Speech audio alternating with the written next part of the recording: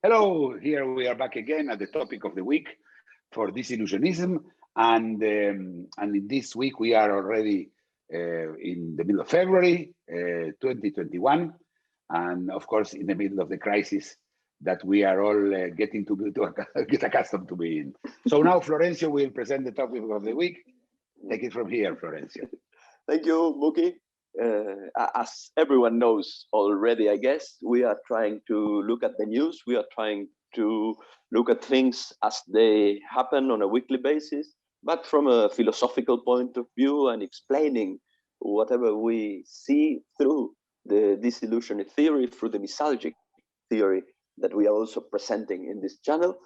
And what we are seeing now, it's winter in the Northern Hemisphere. There's in many countries a strong surge in cases and problems related to the cases of COVID-19. And what we are seeing is a sort of general appeal to empathy. And we are going to try to understand that. How does empathy works, and how does the appeal to empathy work in the news? It especially has to do, I guess, with the people working around the intensive care units, with the doctors and the nurses. It's them we are asked to look at and that we are asked to empathize with. But I think we will use this opportunity to understand empathy from a conceptual point of view. Well, empathy in itself is quite a modern word, I would say. It's something that when I was much younger, never heard of. It was sympathy, the word that you were supposed to have sympathy for this, the other sympathy for that. Empathy it's quite newer, and it's not a coincidence that it's quite newer, because it's been much more in use in these times. Let me explain. There are three kinds of empathies, and we're going to talk about them. Okay, the first one is the automatic one, the animal one. Somebody touches a hot pan and feels the burn, and you feel the burn yourself.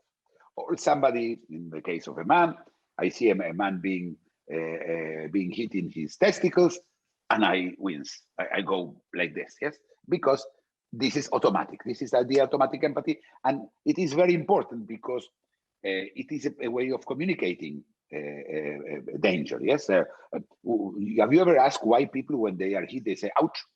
What's the point? I mean, what ouch is going to do about it? The answer is because they are communicating. We were part of once we were part of a pack. Yes, we were talking about 100,000 years ago. We were moving in packs, and the information of a danger was very important. So ouch was a way to us to say, be careful. And that animals do the same thing. We know dogs and cats, and normally that shouting is communicating. And it's an evolutionary advantage, of course. Now, this is the first one. The second one has to do with our past. Okay, so I see somebody who is wearing a cast because he has a broken leg, and I remember that the 2 months I had my broken leg and I had to be with a cast, and then that way I empathize with that person. I feel what he feels, or I really don't feel what he feels. I feel what I feel. And this is very important. In empathy, you are the one who is suffering, nobody else. Yes, this is happening to you. Empathy happens here. Empathy happens now, and it happens here.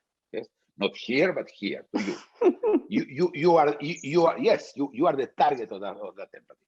And again, this is quite automatic too. It may even be something that is emotional. Somebody who lost the pen that his grandfather left him. And it may happen to you that you lost a lighter that you loved very much, and it's gone. I had a watch that I can say about it, and you think you feel the same thing. The first one is universal. Yes, I mean the heat is universal. The second one, the one that we're talking about, is not universal, but it's quite common. But again, if it didn't happen to you, you probably will not feel empathy for that. You say, listen, buy yourself another watch. I mean, it's not that you don't have money for that. Yes, that would be your answer if it didn't happen to you. And then there is the third kind of empathy, and this is the neo-empathy, the new kind of empathy, the empathy that we are supposed to have on certain situations that we normally don't. So you are supposed to feel empathy for a black person because his great-great-great-grandparents were slaves. You should have empathy for somebody who just changed their sex, who is a transsexual, because he or she, in this case, it's a problem to say he or she were suffering because they didn't have the right sex. Now, it's getting harder and harder, yes? I mean, my great-grandparents may have been slaves, in fact, I don't know, but it doesn't feel, I don't feel anything about it, yes? It's not, and the same thing with trans. I never changed sex. I don't know what it feels to not to be a man in a woman's body, or vice versa, or trice versa. I don't know, because here you have different ways, and you are supposed to deal and treat that person in a different way. Yes, you have to show deference to that person because he or she have suffered some kind of thing, and so. But I divide is what you feel and how you behave. Yes, it's not the same. You are supposed to behave in a certain way. You may or may not behave, but feeling. Now here, this is the crazy part. Okay, you are supposed to feel something you don't. And as you well know, we cannot will ourselves into feeling. That cannot happen. This is just an impossibility. I cannot decide to feel sad or happy. Yes. Sometimes you hear that you have to think positively. I don't know. I can only think the way I can think. I cannot think the way you think. What do you think about? What do you think about this? Do you empathize? You empathize with my problem? Yeah, I do, and it's not forced upon me. It's authentic empathy. No, seriously, I think there are two issues here that are quite interesting, but I think they're separate in a way. One has to do with this crazy imposition of feelings that I think goes far beyond our topic of empathy today. Everywhere we see attempts, at least, to impose feelings upon others, to force people to empathize or to love or to hate or to respect, as if you could alter inner sensations as you can alter outer behavior. I think there's an interesting issue there, but there's also something you mentioned that I think has to do with our topic today, which is how far are we able to take our empathy? Because as you said, I think it's easier to relate to someone who's close to you, to something that has happened to you, even if it's not necessary. It's more plausible to have a reaction there. And then I'd say the thread is stretched in the descriptions you use to a point where it is very difficult to relate. And you mentioned other humans in situations that are very different from ours. But I think this goes on to animals, and we are supposed to empathize with cattle who are being separated from their offspring, and we are supposed to empathize with I don't know, seals and polar bears that are being hunted or that see the environment shrink. And I think it's harder and harder and harder the farthest it goes from our own experience and our own feeling, but the demand is still there. Well, it's even crazier because when you were describing the animals, you are supposed to empathize with an animal that's going to be extinct.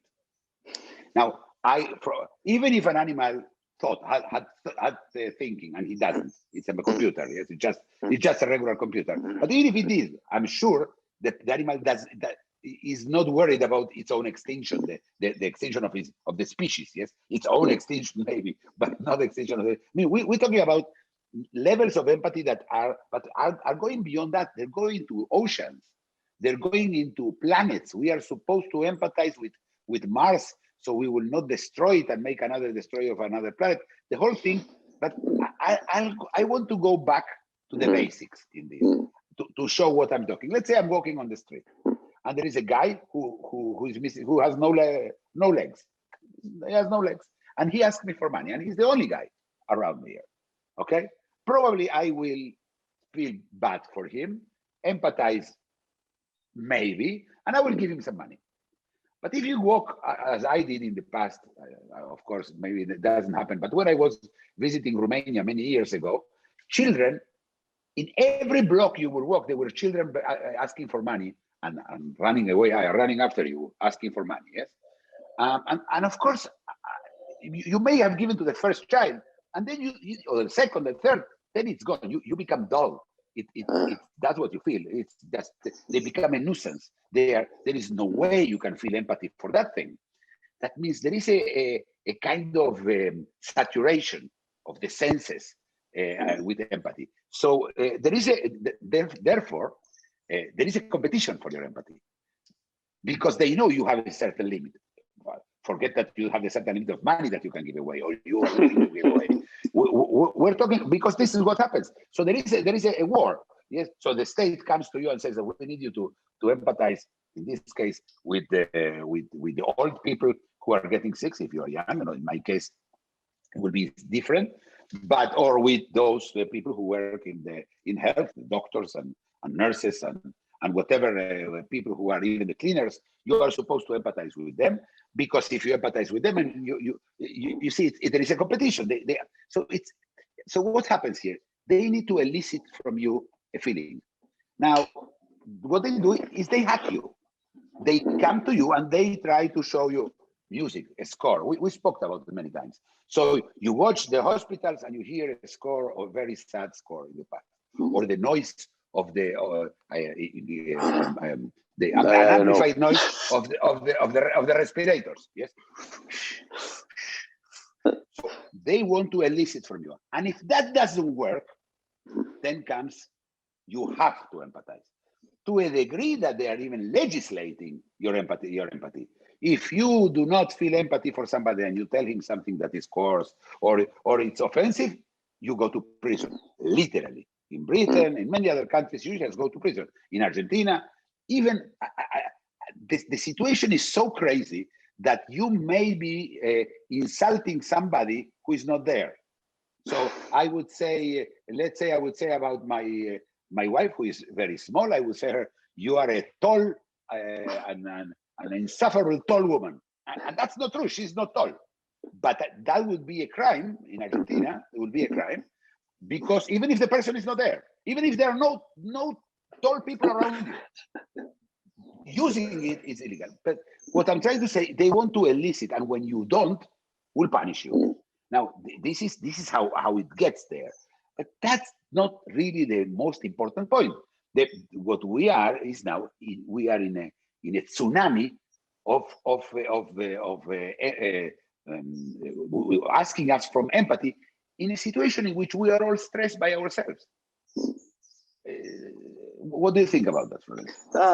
This is what I was going to ask to you. I understand the basics, the mechanics of what you're describing. Is there's the attempt to elicit empathy in order to provoke some kind of action, to alter some line of behavior.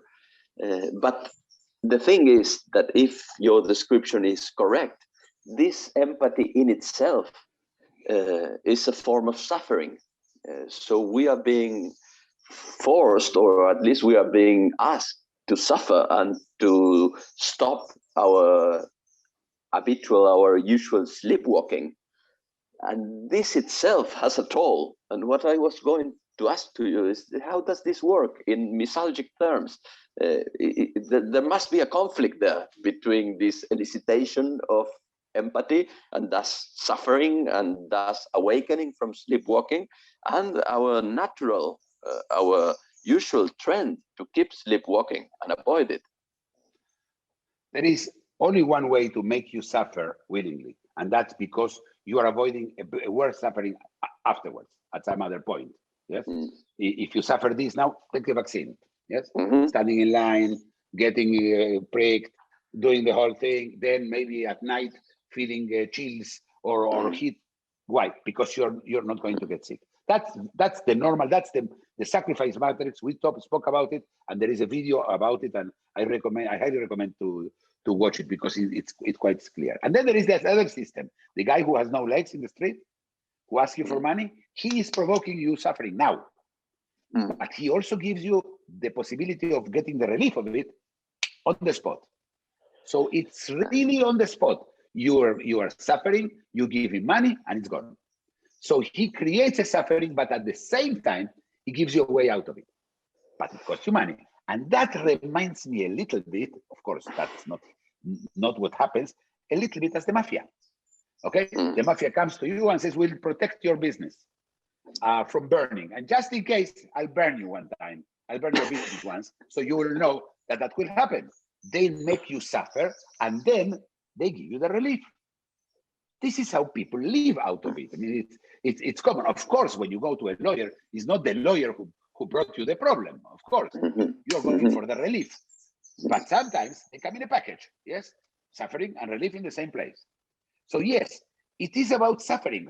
Empathy is a call for suffering to atone for something else. You sometimes suffer to atone for something. People decide to pray the whole day, or go on their knees to walk to a pilgrimage, to a place, a pilgrimage on your knees. So you are atoning for something. So now because what you are suffering now, this suffering will take away. We talked about it. It can be once a distraction and second an atonement. This is how it works. This is the business. This is the market of suffering. Yes, we buy and sell sufferings all the time. Yes, when I take my money, which represents suffering, please watch the video on money. When I have money that really represents suffering, with that money, I buy something to alleviate another suffering for me. I buy myself a car, so I don't have to walk to the subway every day 2 miles. So I buy a car. Yes, I take suffering, frozen suffering, to buy a relief. That kind of suffering for relief for suffering. It's the way we are doing. That's how we deal with other things. But I want to go back to what you were saying, and it's important on the issue of what happens with the issue of the medics and the doctors and all the health people, that they are trying. What they are telling you, they are showing you that, so they are causing you suffering, and they tell you there is a way to deal with it if you use your mask, do this and that. But listen, the problem is the sleepwalking issue. Let me remind everybody what is sleepwalking. Sleepwalking is what we do almost all day. Basically, we are going into a line of habits that we don't change. During those moments, we don't suffer, which is great, because what only thing we do in our lives is to run away from suffering. So sleepwalking is perfect. Sleeping is even better. Yes, but sleepwalking is like the second best. I'm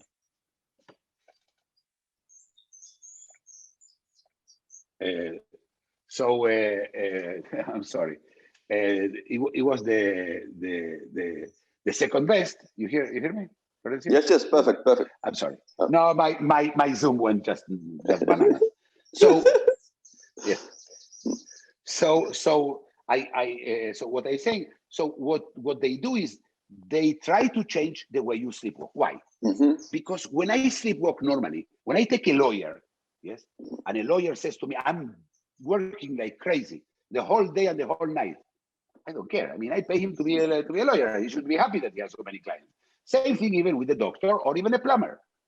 Now, if it's my brother who comes to me, who is a lawyer, and my brother tells me, listen, I am working the whole week, and I don't have any weekends, I don't have anything, I'm just more and more cases, I will feel something for him because he's in my egosphere. He's somebody who is close. Egosphere also, there is an interesting video you can watch about what an egosphere, but it's 20, 30 people who surround us. And then in my egosphere, I will feel empathy. And in fact, I will do something. I'll take his children during the weekend so he can rest. Yes. Again, so what happens here? They need us to feel what we feel and change the way we sleepwalk. Because while we sleepwalking, we don't care. We would say to the doctors, listen, it's your job. You decided to be a doctor. You decided to be a medic. Tough life, yes. That's the life you chose. but they want you, so they bring it close to you, they put you on the video, you hear the noise of the respirator, you see the people dead and very tired, and many of them really dying. And I am not, this is not diminishing the value of what I'm saying, but that's what they do. So I will put my mask, take a distance, and so on. So it's a loop in a way, isn't it? We are being tortured with these images and this news about how terrible life is in an ICU, and at the same time we are being offered a token for relief. If you do your part, if you feel what you have to feel, if you behave in the proper way, then this goes away. It's quite a seamless matrix. I think we'll go back to it in future videos, because this is all over now, isn't it? But we are out of time today for our weekly topic. Been a pleasure. Yes, we are. See you next time. Thank you very much. Thank you. If you enjoyed the video, please like it, comment and subscribe.